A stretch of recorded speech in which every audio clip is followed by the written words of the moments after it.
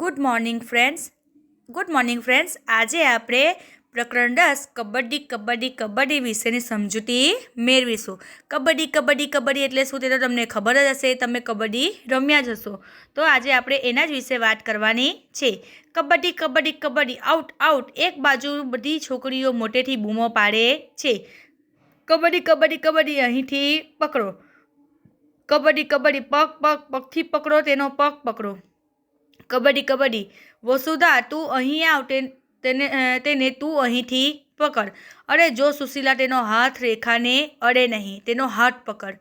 કબડ્ડી કબડ્ડી ઓ તેણે અડી લીધું. Out out out. બધા આઉટ. હો. તમારી ટુકડીના બધા આઉટ. જો આ કોની વાત કરવામાં આવી છે તો કે અહીંયા શું છે કે કબડ્ડી રમતી છોકરીઓ છે, તેમાં આજુબાજુથી લોકો બૂમો પાડે છે. લોકો બૂમો પાડતા સલાહો આપે છે કે તમે આ બાજુ આવો, આ બાજુથી પકડો, પગ પકડો, કે તેને તું આ બાજુથી આવીને પકડ. વસુધાને કે તું આ બાજુ આવો, અહીંથી પકડ. સુશીલાને કે જોજે તું એનો હાથ અડે નહીં. અને જ્યારે એનો હાથ અડી જાય ત્યારે શું કહે છે કે બધા આ ટુકડીના બધા આઉટ થઈ ગયા. આ કોની વાત કરે છે? આ જે મધ્ય રેખાને જે અડે છે એ છોકરી કોણ છે તો કે એ શ્યામલી છે. કોણ છે? શ્યામલા. આ છોકરીઓ શું કરે છે? તેઓ આઉટ આઉટ આઉટ બૂમો પાડે છે. તેનાથી સ્પષ્ટ થાય છે કે તેઓ રમત રમે છે. આ રમતને તમે શું કહો છો?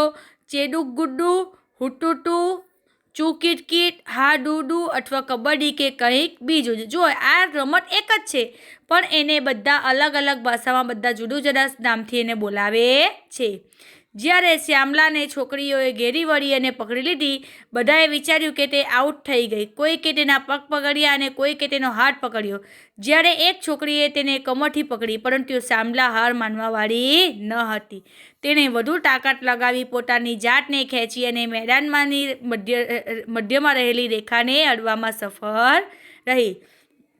જો મેં તમને કીધું તેમ કે આ જે મધ્ય રેખાને અડે છે તે છોકરી કોણ છે? શ્યામલા છે. એને બધાએ ઘેરી લીધી હતી. બધાએ વિચાર્યું હતું કે આ શ્યામલા હવે આઉટ થઈ ગઈ છે. કોઈ કે તેનો પગ પકડ્યો હતો, તો કોઈ કે એને કમરમાંથી પકડી હતી, પણ શ્યામલાએ હાર માનવાવાળી હતી નહીં. તેને વધુ તાકાત લગાવી અને મધ્ય રેખા મેદાનમાં રહેલી રેખાને અડવામાં એ સફળ થાય છે. જ્યારે શ્યામલા મધ્ય રેખાને અડે છે ત્યારે સામેની ટુકડીની બધી જ છોકરીઓએ તેને પકડેલી હોય છે, એટલે એ બધી જ છોકરીઓ આઉટ થઈ જાય છે. પરંતુ રોઝીએ દલીલ કરી કે શ્યામલાએ વચ્ચે શ્વાસ લીધો એટલે ટુકડી આઉટ ગણાય નહીં. શ્યામલાએ કહ્યું કે તે સાચું નથી. જો રોઝી કોણ છે? જે સામેની ટીમ છે તેની કેપ્ટન છે રોઝી. તેને શું કહ્યું કે શ્યામલાએ વચ્ચે શ્વાસ છોડ્યો હતો એટલે આ લોકો બધા આઉટ ગણાય નહીં. પણ શ્યામલાએ તેને સાચું નથી એવું કહ્યું. તેણે કહ્યું કે જો તેને શ્વાસ લીધો હતો તો કેમ છોકરીઓએ તેને પકડી રાખી? શ્વાસ લીધો હતો તો કેમ છોકરીઓએ તેમને પકડી રાખી? ત્યાં મોટી દલીલ ચાલી. અંતમાં શ્યામલાની વાત માનવામાં આવી.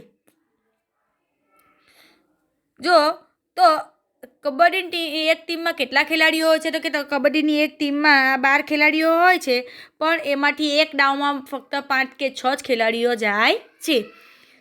તો આ કબડ્ડીની રમત છે. તેમાં ખેંચતાણ થાય છે, કોઈને પકડાય, થોડીક બૂમો પણ પડે. આ બહાદુરીની રમત છે અને એમાં ઘણા નિયમો છે. કબડ્ડીમાં દાવ લેનાર શું કરે છે તો કે કબડ્ડી કબડ્ડી એમ સતત બોલ્યા કરે. તે પોતાના ભાગમાં પરત આવે ત્યાં સુધી શ્વાસ રોકી રાખે છે. કબડ્ડીની રમતમાં શું હોય તો કે ખેંચતાણ થાય, બૂમો પાડે, અને આમાં ઘણા નિયમો છે. એમાં શું હોય છે કે કબડ્ડીમાં જે ડાઉન લેનાર હોય છે તેને કબડ્ડી કબડ્ડી એમ સતત બોલ્યા કરવું પડે છે, અને તે પોતાના ભાગમાં પરત આવે ત્યાં સુધી એને શ્વાસ રોકી રાખે છે. તમે દાવ લેવા જાઓ છો, ધ્યાન રાખો તમારે શરીરનો ઉપયોગ કરવાનો છે, મગજનો પણ ઉપયોગ કરવાનો છે. ચારે બાજુ ધ્યાન આપવાનું.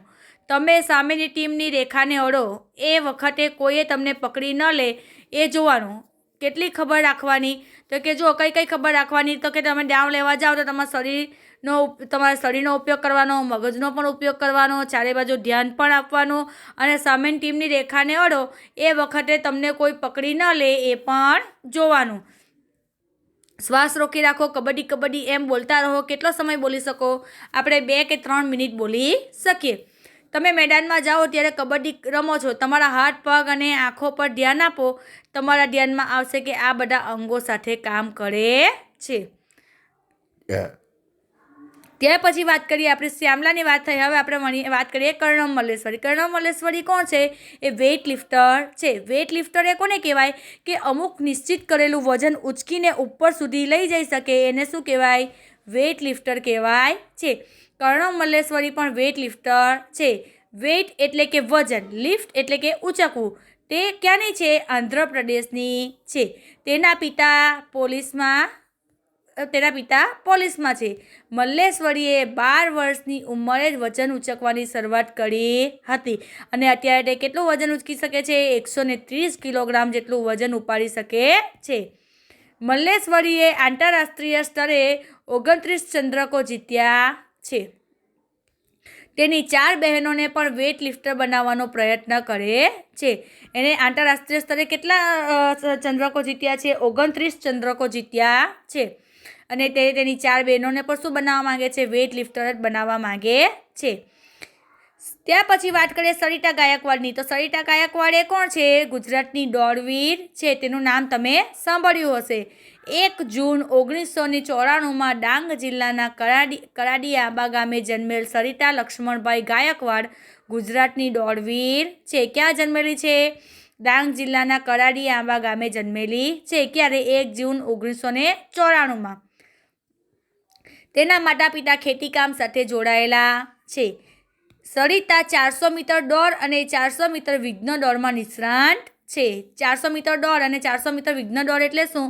તો કે તમને ખબર છે વચ્ચે શું કહેવાય, આમ બોર્ડ જેવું કંઈ મૂકેલું હોય, સ્ટેન્ડ જેવું, એને ઓળંગીને આપણે પાર કરવાની હોય તો એને કઈ દોડ કહેવાય છે? એને વિઘ્ન દોડ તરીકે આપણે ઓળખીએ છીએ.